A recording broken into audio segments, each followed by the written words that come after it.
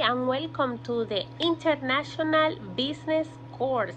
This course is very important because, as you know, actually all the world is connected through the globalization.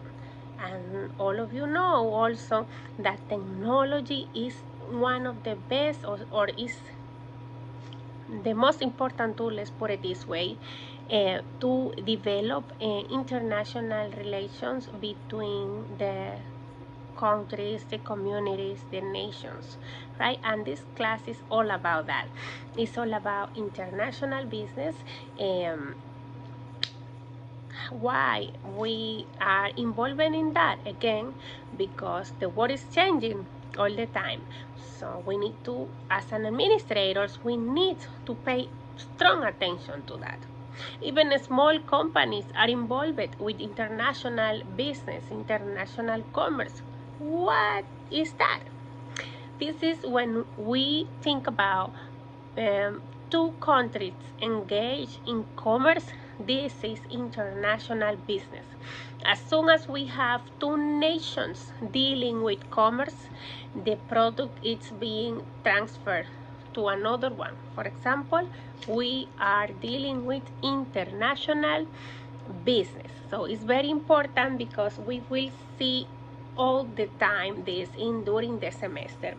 Also, we will talk about imports and exports. And remember, when we think about imports, is the products that I'm bringing to my country to supply the demand of the nation, right? If I'm bringing bananas, as we always talking about, to supply my needs, right, in my country. For example, here in the United States, when we are talking about tropical fruits, tropical products, they will be importing those. But maybe if we are thinking about products like watermelon, right, like grapes, that they are so popular in California, right?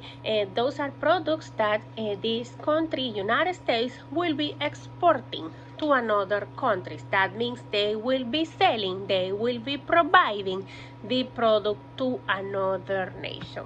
Imports and exports, very important to think about that, and very important to think about what is multinational companies. And we already talked about this, but it's important that we keep reviewing the concepts, right? So multinational companies means companies that are business that are located and they are investing, they have direct investment in a certain different locations, different nations, right? So think about different nations, different countries. And also, you mentioned Coca-Cola is one of the biggest multinational. Why?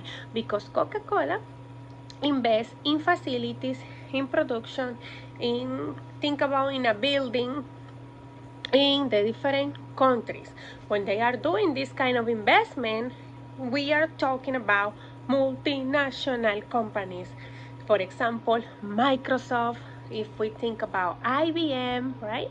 IBM is another one. Yes, it's another one. We don't have to look too much, right? But yes, it is. So a lot of multinational you will be looking. And remember, it's all about investing, direct investment in another country. But there are another concept. This is another concept that we need to understand. It's about that entrepreneurship and born ay, Dios mío, born international companies. That means that those companies are they are born, right, like babies with the international concept. When we think about globalization, it's not only commerce, it's a trend that intercommunicate the nations in regarding culture, commerce, political. Okay, so it's a big concept. It's more than commerce. Okay, and again, technology is one of the best tools that we will find that it's helping to the globalization. But it's not all, everything is not beautiful and marvelous in globalization. There are some detractors for this trend, globalization, in terms of the inequality of the quality of life, right?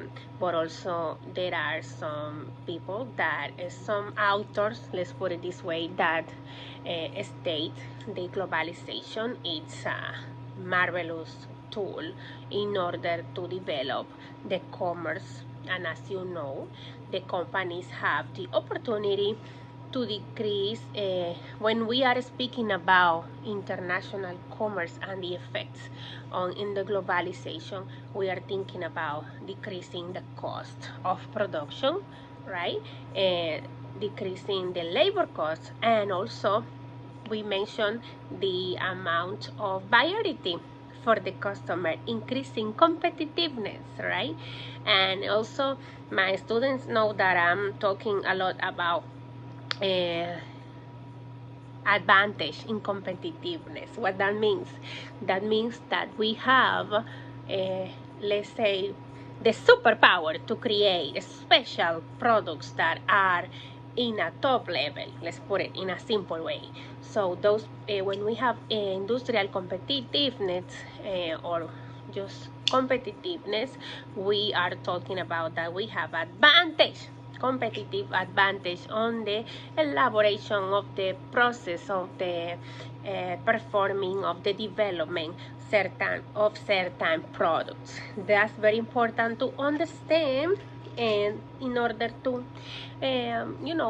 be successful in all of this environment and this class. So also, but there are several agreements, or how I can call it, yes, we can say agreements, or dispositions, maybe dispositions that have been created in order to empower, to help the international commerce, international business. And we keep seeing them all the time. If you look in the news, if you look in the newspaper, if you look through the web, you will notice there are many. Also, we spoke about the General Trade Agreement, which was absorbed by the World Trade Organization. This is the international organization that enforces the rules of international trade. And why those organizations are here? What they are doing? What the reason why they exist is to improve the commerce, to create, to, how I can say that, to eliminate barriers in commerce. That's the reason why you will see this kind of organization. And also we have banks, right? So if you want for a loan, if you go for a loan, I go to the bank, right? But if a nation needs a loan, they cannot go to a small bank in a country. They need to go to different institutions that are created to provide funds to big projects like a country. So that's why we have the World Bank. International Monetary Fund is another organization that is created to regulate fixed exchange rates. But also we have different indicators in the economy that we will keep studying about that. Gross domestic product, value of all goods and service produced by domestic economy. We have the gross national product. We have the GDP or GNP per capita. And I think the way, when I think in per capita, I think per head, right? So that's the best way to remember this concept. The product per head, which that means the divided by its population per head, per person, okay? And we keep studying all of these concepts, but this is kind of in general. Something important, and we spoke about that a little bit, is measure globalization. What that means. So in terms of measuring the success in globalization for the countries, there are several factors that we take in consideration in order to measure and to understand who is more successful in globalization. And when I say who, it's which country, right? Which country. So they measure, for example, different variables as the success in commerce, for example, and this is one of the things.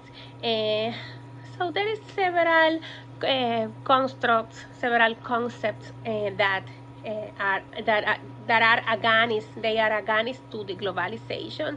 Eliminate jobs, lower wages, exploits workers.